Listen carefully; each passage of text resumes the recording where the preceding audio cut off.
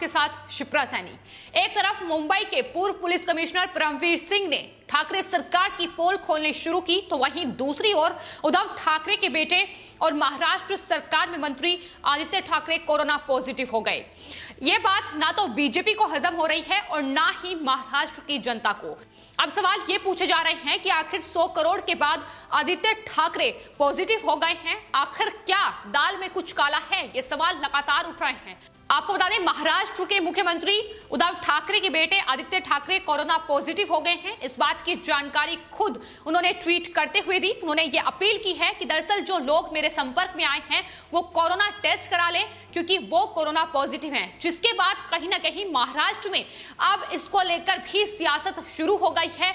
आखिर टाइमिंग जो है कहीं ना कहीं वो उस पर लगातार सवाल उठ रहे हैं, क्योंकि जिस तरीके से परमवीर सिंह ने ये खुलासा किया है कि किस तरीके से 100 करोड़ की वसूली का टारगेट महाराष्ट्र के गृह मंत्री अनिल देशमुख ने परमवीर सिंह को दिया था, उसके ठीक बाद आदित्य ठाकरे का ये ट्वीट सामने आया है, जिसमें उन्होंने ये बताया है कि वो कोरोना पॉजिटिव हो गए हैं। उन्होंने ट्वीट करते हुए लिखा, कोरोना के मध्यम लक्षण महसूस होने के बाद उन्होंने ये जांच करवाई, जिसमें उनकी रिपोर्ट पॉजिटिव निकली है। उन्होंने कहा कि दरअसल हाल ही के दिनों में जो लोग मेरे संपर्क में आए हैं वो सभी लोग अपना टेस्ट करा लें और नियम का पालन करें। तो ये ट्वीट था, जिसके बाद बीजेपी के नेताओं ने उन्हें घेरना शुरू कर दिया। आपको बता दें, बीजेपी नेता राम कदम ने इस कोरोना पॉजिटिव की टाइमिंग को लेकर दरअसल सवाल उठाए हैं। उन्होंने एक ट्वीट किया है, जिस ट्वीट में उन्हें दरअसल दो जो ट्वीट हैं वो शेयर किए हैं। उसमें उन्होंने साफ तौर पर एक वो ट्वीट शेयर किया है जिसका खुलासा परमवीर सिंह ने किया। दरअसल जो लेटर जिसमें कहीं ना कहीं गृह मंत्री अनिल देशमुख के इस्तीफे की मांग अब जिसको लेकर तेज हो गई है, उसमें यह बड़ा खुलासा कि किस तरीके से महाराष्ट्र में दरअसल वसूली का यह बड़ा धंधा चल रहा था और किस तरीके से महाराष्ट्र के गृह मंत्री अनिल देशमुख 100 करोड़ की वसूली का टारगेट परमवीर सिंह को दिया हुआ था। और उसके ठीक बाद आदित्य ठाकरे का ट्वीट, जिसमें वो कह रहे हैं कि दरअसल वो कोरोना पॉजिटिव हो गए हैं। अब सवाल टाइमिंग को लेकर ही उठ रहे हैं कि क्या जांच से बचने के लिए आदित्य ठाकरे कोरोना पॉजिटिव हुए हैं? ये सवाल लगातार बीजेपी की ओर से उठाए जा रहे हैं। सिर्फ राम कदम ही नहीं, बल्कि आपको बता दें, बीजेपी के नेता नीतीश राणे ने भी एक ट्वीट किया, जिसमें उन्होंने लिखा कि वो जानने के लिए बेहद जिज्ञासु हैं कि आखिर क्या सच में जो उद्धव ठाकरे के बेटे आदित्य ठाकरे हैं उन्हें बेबी पेंगुइन करार नीतीश राणे की तरफ से दिया गया है। उन्होंने कहा कि वो सच में ये जानना चाहते हैं कि आखिर वो क्या कोरोना पॉजिटिव हैं या फिर कहीं बैकग्राउंड में चले गए हैं। जिस तरीके से अब जांच का शिकंजा लगातार शिवसेना और महाराष्ट्र सरकार पर दिखाई पड़ रहा है, क्योंकि एनआईए की जांच लगातार मनसुख हीरेन की हत्या मामले और साथ ही एंटीलिया विस्फोटक मामले में लगातार जारी है। सचिन वाजे की गिरफ्तारी हो चुकी है। उसके बाद मुंबई पुलिस में जिस तरीके का हड़कंप मचा हुआ है परमवीर सिंह की चिट्ठी सामने आने के बाद, अब महाराष्ट्र में सियासी उथल पुथल भी काफी तेज हो गई है। और इस बीच ये खबर आना कि दरअसल आदित्य ठाकरे कोरोना पॉजिटिव हो गए हैं, टाइमिंग को लेकर तो सवाल उठ ही रहे हैं, लेकिन सवाल ये भी उठ रहे हैं कि जिस तरीके से वसूली का ये पूरा खुलासा हुआ है, इसको लेकर चूंकि महाराष्ट्र सरकार में आदित्य ठाकरे भी मंत्री का दर्जा उन्हें हासिल है, तो ऐसे में पूछताछ उनसे भी की जाएगी। क्या एनआईए की पूछताछ से बचने के लिए आदित्य ठाकरे ने यह हथकंडा अपनाया है? ये लगातार सवाल अब बीजेपी की ओर से उठाया जा रहा है। और टाइमिंग को लेकर ही नीतीश राणे ने भी एक बड़ा सवाल इस बीच आदित्य ठाकरे से पूछा है। हालांकि आपको बता दें, महाराष्ट्र में सियासी सरगर्मियां काफी तेज हो गई हैं। जिस तरीके से ये पूरा मामला सामने आया है और महाराष्ट्र की जो पुलिस है, मुंबई पुलिस जो है, अब कहीं ना कहीं खुद जब परमवीर सिंह का तबादला हो चुका है, इस बीच उन्होंने शिवसेना और साथ ही गृह मंत्री अनिल देशमुख की पोल खोली है कि किस तरीके से बार रेस्टोरेंट से उगाही का धंधा महाराष्ट्र में सरकार करा रही है। अनिल देशमुख किस तरीके से गाइड पुलिस अधिकारियों को कर रहे थे, मुंबई पुलिस को कर रहे थे कि आखिर किस तरीके से वो 100 करोड़ का टारगेट पूरा कर सकते हैं। तो ये तमाम चीजें हैं फिलहाल इस पूरे मामले में जो जांच का विषय बनी हुई है, जिस मामले में लगातार एनआईए की जांच चल रही है। और इस बीच बड़ी खबर ये आ रही है कि दरअसल मुंबई एटीएस के जो डीआईजी हैं शिवदीप, उन्होंने यह बड़ा खुलासा किया है कि सचिन वाजे ने ही मनसुख हीरेन की हत्या की थी। इसको लेकर बीजेपी पहले ही ये साफ कर चुकी है कि दरअसल सचिन वाजे ही वो मुंबई पुलिस के अधिकारी हैं जिन्होंने मनसुख हिरेन का मर्डर किया है, उसकी हत्या की गई है। ये देवेंद्र फडणवीस से लेकर बीजेपी के तमाम नेता पहले ही आरोप लगा चुके हैं।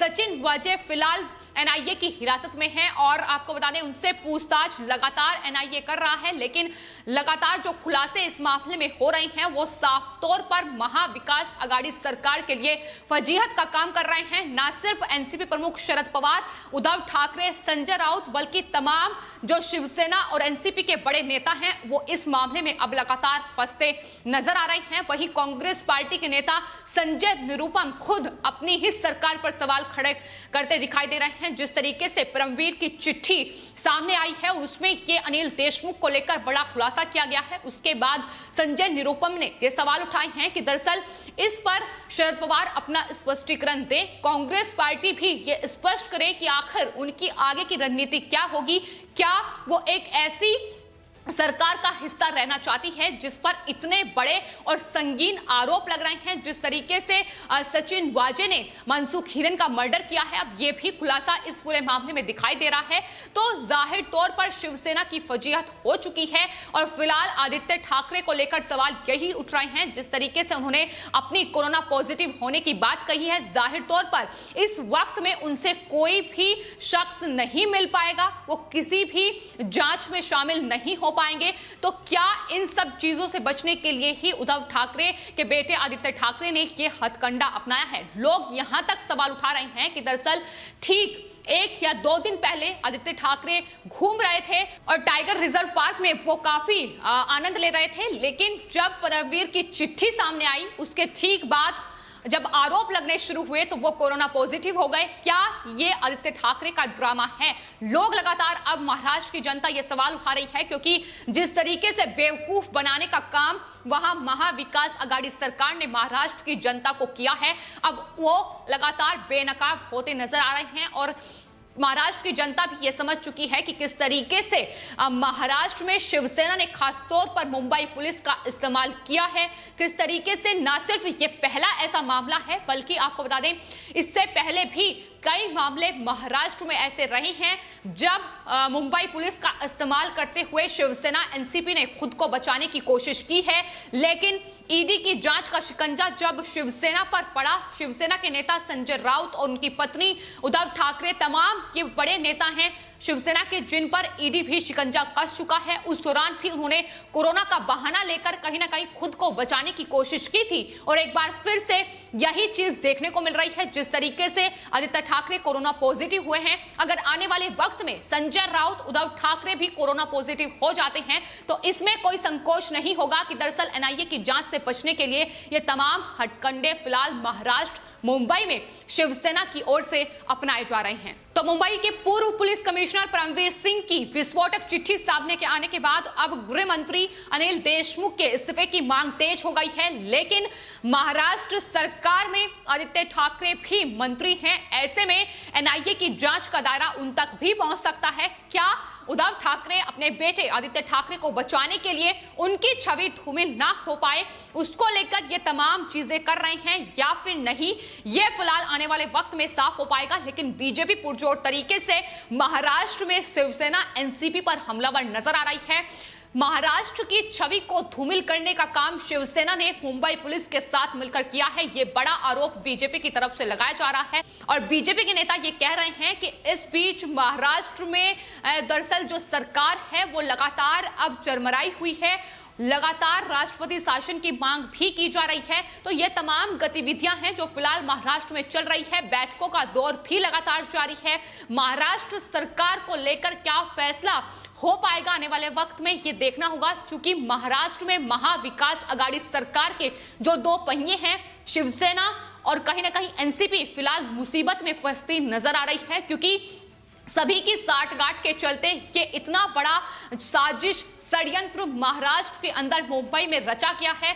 उद्योगपति मुकेश अंबानी के खिलाफ ये षड्यंत्र, ये वसूली का काम करने की कोशिश की गई है, जिसका खुलासा अब खुद मुंबई के पुलिस कमिश्नर कर रहे हैं। तो जाहिर तौर पर शिवसेना और उद्धव ठाकरे की मुश्किलें बढ़ रही हैं। ऐसे में तमाम नेताओं की बौखलाहट उनके बयानों में साफ तौर पर झलकती नजर आ रही है। लेकिन बीजेपी में आपको बता दें, बीजेपी की ओर से महाराष्ट्र में न सिर्फ देवेंद्र फडणवीस बल्कि किरीट सोमैया से लेकर राम कदम और नीतीश राणे, तमाम वो बड़े नेता महाराष्ट्र में लगातार अब कहीं ना कहीं महाविकास आघाड़ी सरकार को घेरते नजर आ रहे हैं। और कोशिश यही है कि जो इस्तीफे की मांग की जा रही है वो इस्तीफा हासिल किया जा सके, क्योंकि जिस तरीके से उन्होंने मुंबई पुलिस का इस्तेमाल किया है उसको लेकर ही लगातार फिलहाल सवाल उठ रहे हैं।